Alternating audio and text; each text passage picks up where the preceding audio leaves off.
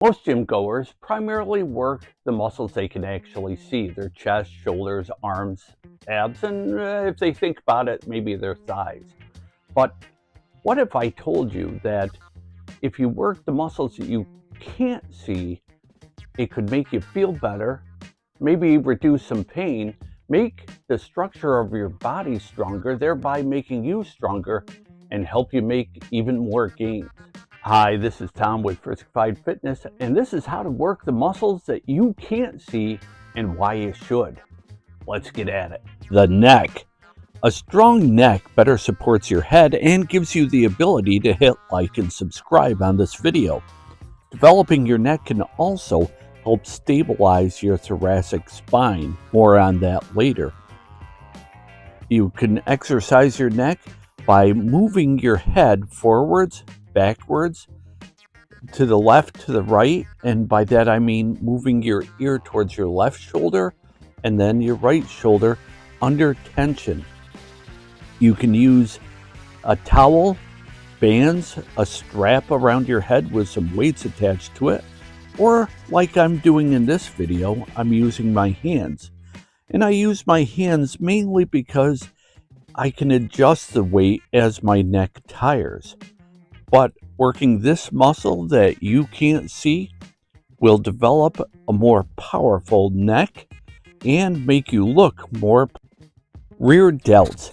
Having strong rear delts helps any impingement issues that you might have. It may not cure them, but it helps them because it helps prevent the forward rounding of your shoulders, leading to overall better shoulder health.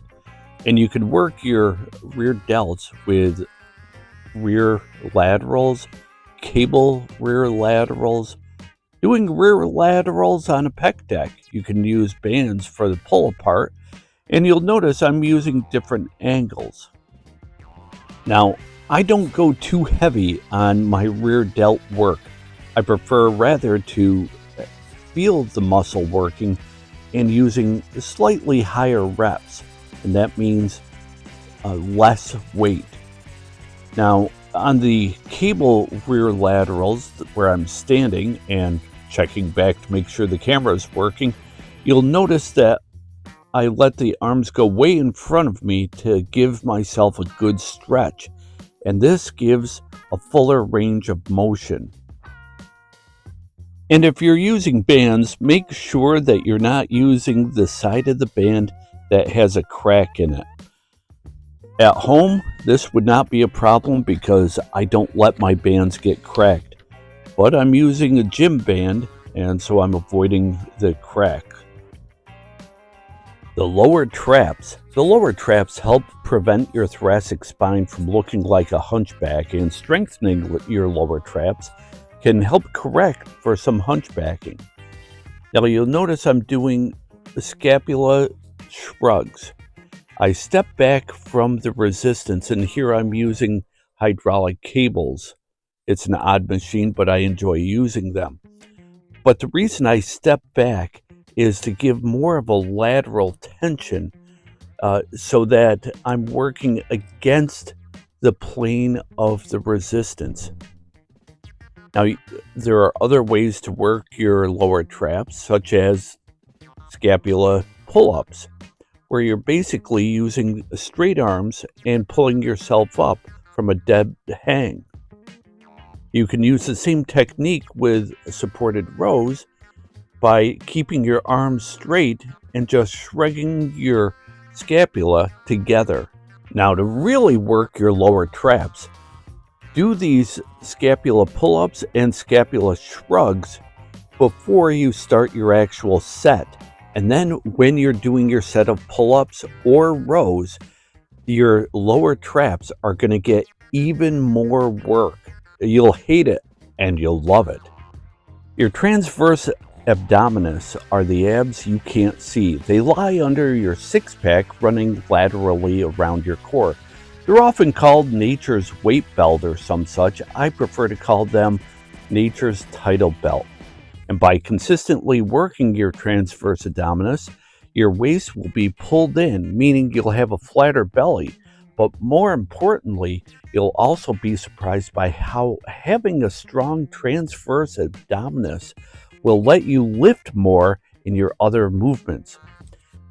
If you're new to the movement, lay on the floor, blow out all of the air in your lungs, and then holding what's left of your breath, suck your belly button in so that you try to touch your spine with it.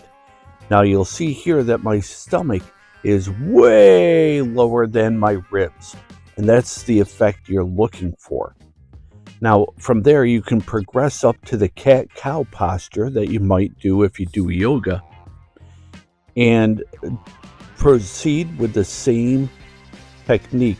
Breathe all of the air out and then hold it and suck your belly in all the way to your spine, or try to. Do that a few times, get used to that. And once you are used to doing the stomach vacuums on your knees, then you can move up to doing it standing up without support on your hands or your arms. Blow all the air out and suck your belly in. Hold it, and you can see how it shrinks right in. And this is a great way to work the muscles that you can't see. And finally, the glutes. The glutes are a large muscle group. In fact, your largest muscle group. And the more muscle you have in your butt, the more calories you burn, because the more muscle you have, the more calories you burn. The glutes are also important propelling you, like walking, going up the stairs, or biking. And strong glutes also help with balance, thus reducing your chance of falling.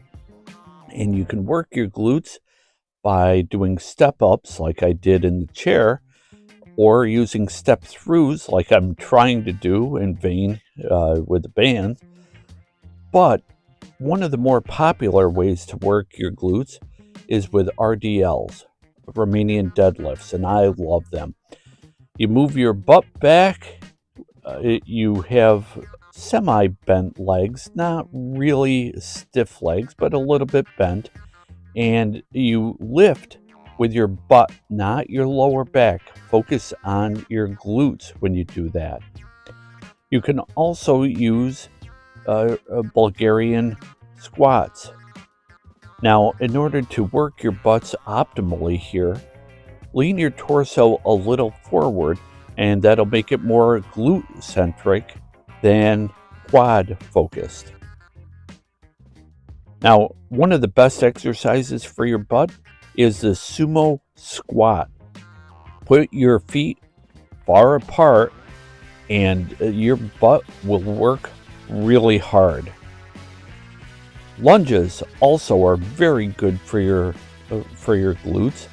Now, you can do the glutes two ways: torso upright, which would be more quad dominant, and leaning forward a little bit, and you will feel it in your glutes. And that's how to work the muscles you can't see, and why you should. Did I miss anything, such as a hidden muscle group I didn't mention, or maybe some exercises for the muscle groups discussed that I didn't bring up? Let me know in the comments below. While you're there, do me a favor, give me a thumbs up and a subscribe. Well, that's about it for today. My name's Tom. This is Friscified Fitness. We'll see you next time.